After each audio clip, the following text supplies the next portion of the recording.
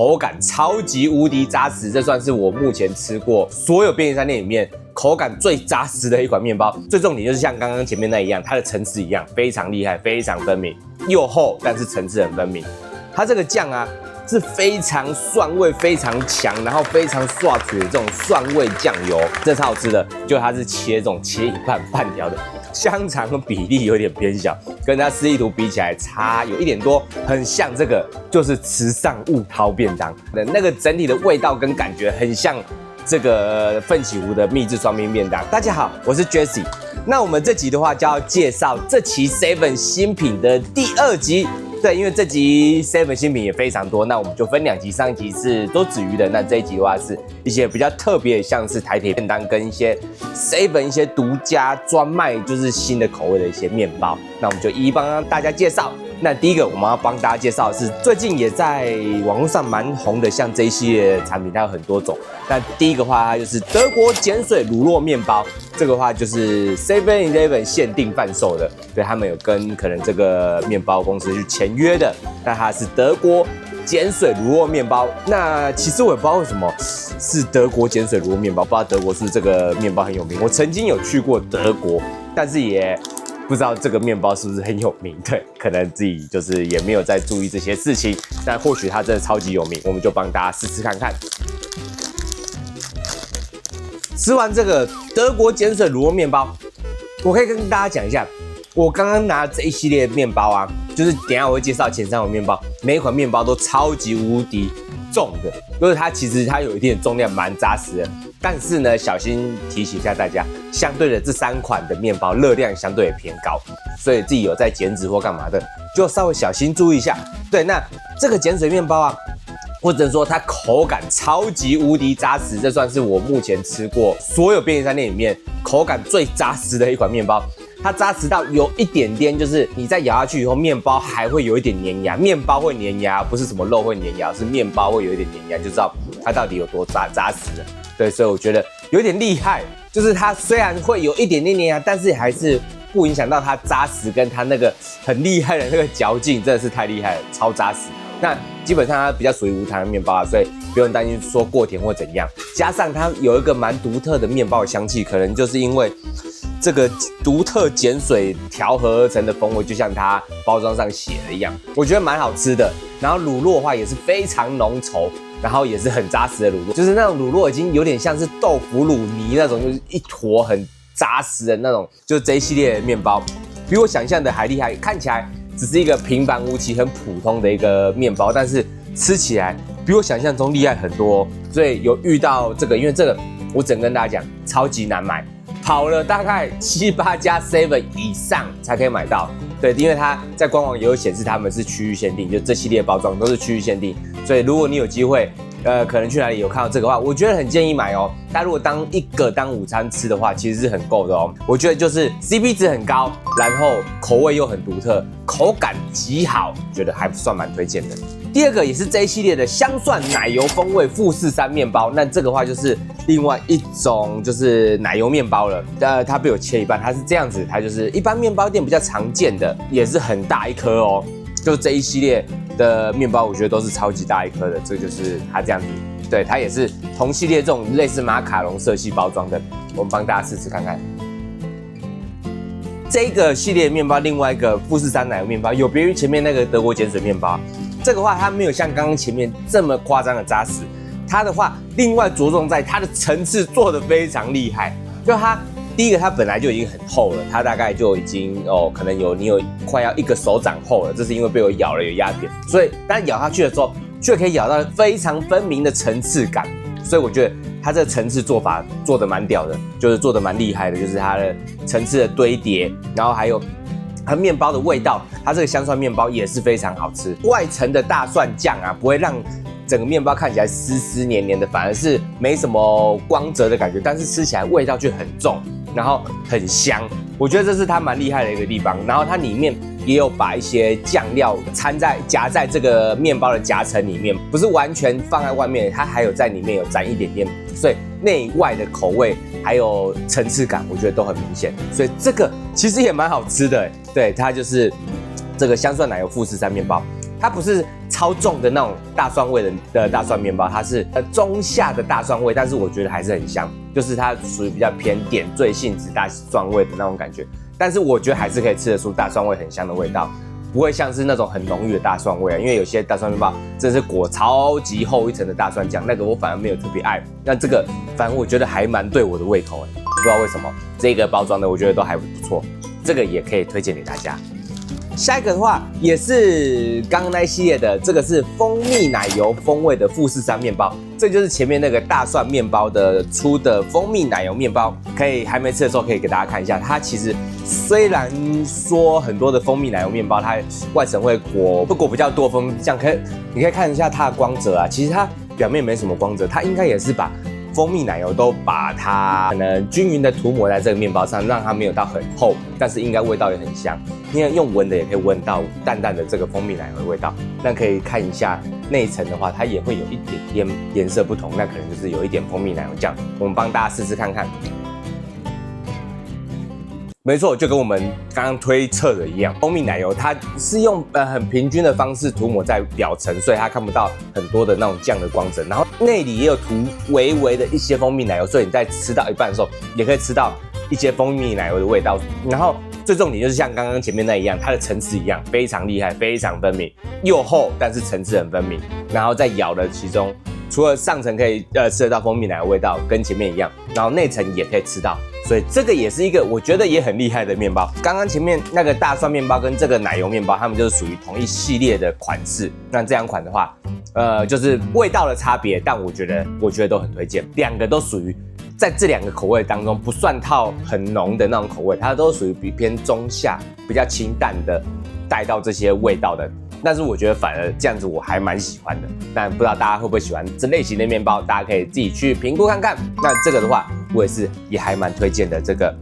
蜂蜜奶油富士山面包。接下来是他们这一期出的一个新的蛙柜，它是一甲子餐饮联名的这个蛙柜，对，它还蛮厉害的，就是看起来好像是蛮道地的这个蛙柜，这个示意图啦。那我们就打开来，它里面是这样子，有一个蛙柜这种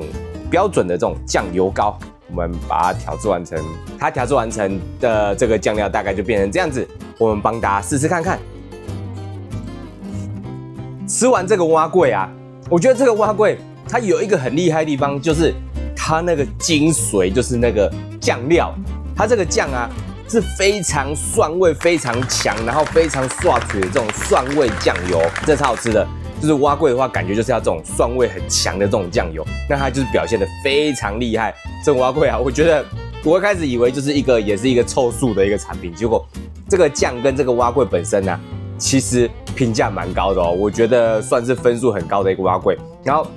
它很厉害的，给大家看一下，它这个示意图啊，里面有3层肉，还有蛋黄啊，然后它其实也就是给你一个真的比例跟图片一模一样的3层肉跟蛋黄也在这里。我觉得这个就是很像日本的产品一样，就是它图片的示意是怎么样，包含比例，它就会给你怎么样。我觉得这个它蛮实在的，觉得还不错。然后蛙柜本身的话，其实跟一般现买的蛙柜，其实现买的蛙柜本体，我觉得吃起来不会差到很多。就是我吃过很多家现买蛙柜，我觉得都差不多。但是我觉得它的酱是那个精神，因为有些酱就是普通的酱油膏啊，或者说过咸的酱油膏，或是没什么味道的酱油膏，那它酱油膏就是蒜味很强的酱油膏。那蛙柜本身就是一个属于不难吃的蛙柜，因为它的不管跟外面购买的像蛙柜的绵密程度啊或什么，我觉得都有达到一般现买的水准，比较不会像说很多东西经过微波以后会有一点走样或干嘛，或是变掉之类。那我觉得不错，不管是肉啊，或是蛋黄啊，或是它本身蛙柜本体，搭配它这个酱料，不管是味道跟口感，我觉得都在水准以上。所以这个蛙柜呢，我觉得是一个大家可以去买的蛙柜，而且它定价是59块而已，以现在物价来讲，我觉得不算贵。所以这个蛙柜我觉得还蛮推荐的。下一个是这一期新出的一个卷饼，它是香肠尬香菜风味卷饼，它是这样香肠尬香菜。那其实主要会想要选这个来开箱，原因是因为它图片这个示意图也是给大家看一下，示意图也是看起来蛮可口的，就是有根香肠蛮大的一根香肠的卷饼。我们帮大家试试看，里面打开是这样子，它是一个绿色的卷饼。然后这个卷饼就是应该是香菜为基底做成的卷饼，因为它有淡淡的香菜味，它有点闻起来有点像Doritos的香菜口味。我们帮大家试试看看。吃完这个香肠尬香菜这个卷饼，我觉得其实也还算蛮好吃的，它是有一点点微辣的哦，所以大家如果有怕辣的话，也要稍微注意一下。然后里面的比较小失望的是，我刚刚没仔细看，我以为这个香肠是一整根的，就它是切一半半条的，香肠比例有点偏小，跟它示意图比起来差有一点多，但这我觉得可以接受，通常示意图都会放的比较好看。就像是有些来一克的那个鲜虾泡面里面也没有那示意图那整只虾，所以示意图通常都是参考用，但是往往因为示意图会吸引大家去购买啊，所以他们只能说他们美术设计蛮强的，对，但是它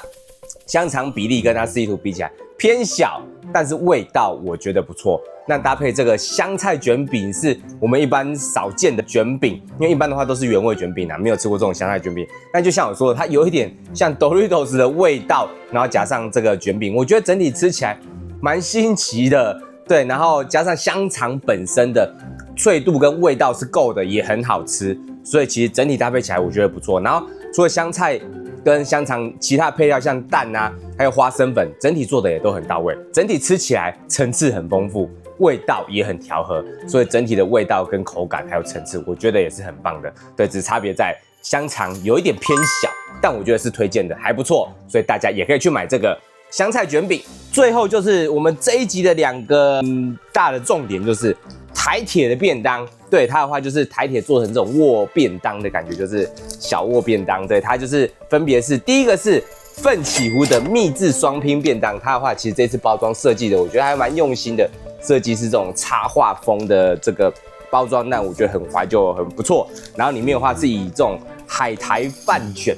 就是海苔包便当的感觉，我们就帮大家试吃看看这个奋起湖的秘制双拼。吃完这一期它蛮特别出的这个奋起湖秘制双拼便当以后，第一个我其实看图片，然后刚刚在看成分啊，它主要双拼是以鸡肉跟可能类似像肉羹的猪肉很像啦，但是我刚很仔细吃，然后我把整个半个以上都吃完以后，我觉得鸡肉味道非常明显，但是另外一个猪肉的话，好像有咬到一点点猪肉，但是还是说混着鸡肉的时候，我可能比较咬不出来的感觉。应该这样说好了，如果以这个便当来讲，鸡肉的味道很强势，那这个便当的话，它有点像什么，你知道吗？其实我可以很老实跟大家讲，我没有吃过台铁的便当，对，因为本身比较少搭台铁，但是我也却很常吃一样便当，是很像这个，就是池上雾涛便当的那个整体的味道跟感觉很像这个奋起湖的秘制双拼便当，我觉得超级像，但是是好吃的哦，因为池上雾涛便当那个也是我觉得是好吃的便当哦，然后它的腿排里面做的非常软嫩。但是我觉得它里面的配量稍微比较少，但是我觉得这个合理，因为毕竟它的握便当就这么小，所以它可以容纳的配菜也有限，那只能以点缀的方式稍微带到而已。但是腿排其实是味道很好，然后非常软嫩，只是另外一个很像猪肉的东西，我觉得表现比较没有那么多，就是微微感觉得到，但是主要都是被腿排这个比较强势的味道去掩盖了。对，那整体的话，以这个大小，我觉得算是一个成年人可能如果单一餐会吃不饱的成年男性啊，女性可能可以，但是我觉得它味道是不错，然后整体包装也还蛮漂亮的，拿起来吃也还蛮好吃的。但是分量稍小，味道的话，除了中间的肉以外，它中间的饭啊，它的酱汁没有到很多，所以很常吃到是单吃白饭的感觉，所以这个话大家可以自己斟酌。这是我自己吃完的感想，是还不错，但是会有一点点需要去斟酌的地方。最后一个也是台铁的这个便当，它是梅干扣肉便当，那它的话也是这样，就是它包装。那因为最后我们已经把它倒出来拍它切它的横切面，所以我们就直接把它放在盘子，就在这个盘子试吃给大家看。但这样子也很好看到它是这样子一个梅干扣肉的。那我们帮大家试吃看看。那同样第二个台铁便当的梅干扣肉，我们也试吃完半个。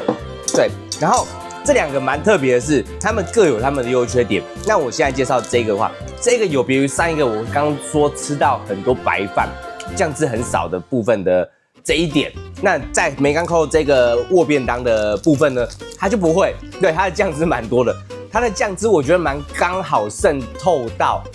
白饭的部分，就是每一口白饭都可以带有一点味道，不会像上一个可能酱汁偏少，所以你很多时候都会吃到单吃白饭。这个不会，它每一口都可以吃到。酱汁只是多寡的问题，有些可能比较边边的话稍微比较少，但是我觉得它酱汁就渗透的蛮均匀的，但是不会很湿哦。我觉得这是它做的还蛮厉害的地方。以前有些不管是汉堡、加热汉堡或是便当，它就是加热完酱汁会流的到处都是湿湿的，整个全部都湿湿黏黏。那这个不会，它都还是保持外面很清爽，但是每一口都可以吃到一点酱汁，这个是我觉得它做的不错的地方。但是呢，它比前面一个差是肉的部分。它肉的话是梅干扣肉，很明显，因为它的便当就是梅干扣肉。但是我觉得前面那个奋起屋的那个双拼便当啊，它的鸡肉真的很好吃，比这个梅干扣肉好吃很多。这个梅干扣肉其实也不差，它就是很标准的，就是我们所说的3层肉，那也蛮好吃的。但是我觉得分量没有很多，因为吃了半个，其实大概占比只是整个半个里面的大概1/6甚至1/7，就吃到一点点肉而已啦。对，我觉得占比不高。那前面那个可能因为炖鸡肉很好吃，然后它口感又很好，所以整体表现会让我更印象深刻。这个话也不差，整体的话饭的话，整个握便当比前面那个握便当整体来讲更有味道，但是肉的话比前面表现逊色一些，各有他们的优缺。那他们也都包装都设计很漂亮，很有特色。那也都是我觉得不雷，我觉得我会回购。对，所以这个我觉得都是一个可以当零食小点心，或者说今天这一餐想要吃少一点的一个选择，是我觉得都会回购2个握便当。那我们这期就到这边了。那大家有需要的话，就到各大 7 去采购大家觉得还不错的产品。这期就到这边了，谢谢大家。